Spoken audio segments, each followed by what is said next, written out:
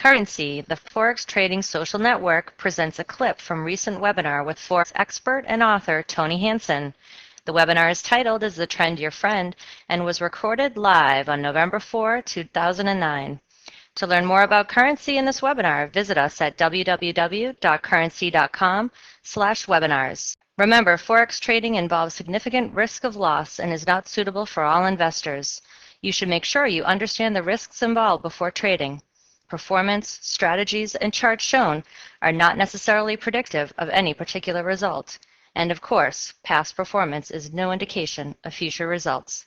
Currency is a member of the National Futures Association.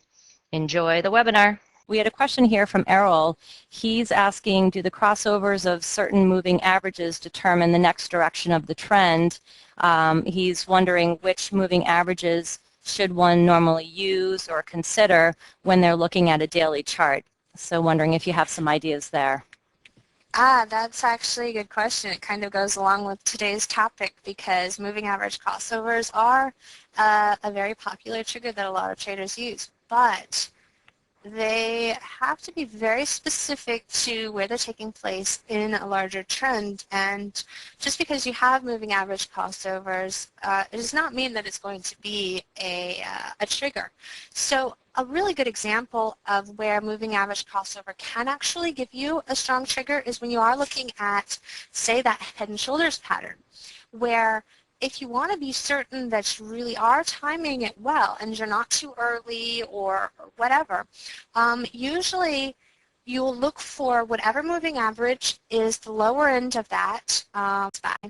Usually when you're looking at this, say that zone from where it's marked B up until where you see that right shoulder, a lot of times you're going to see that bounce hugging some sort of moving average.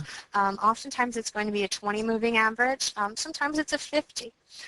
So if you take whatever that moving average is and then look at the one that is slower, so if it's a 20-period moving average that it's holding on to or bouncing back and forth off of, then drop down and look at the 10-period moving average. And when those start to converge, not necessarily cross over, but converge, then that's telling you that you have, it's approaching a really strong setup. But like the example of where you have a neckline break, oftentimes by the time you actually have that actual crossover, the most ideal trigger has already taken place. So I'm not necessarily looking for crossovers in and of themselves. I'm looking for the convergence, or when they start to really close in on each other. And usually the crossover itself is going to take place a little bit later, so it's going to be closer to where a traditional entry setup would be. I hope that answers the question.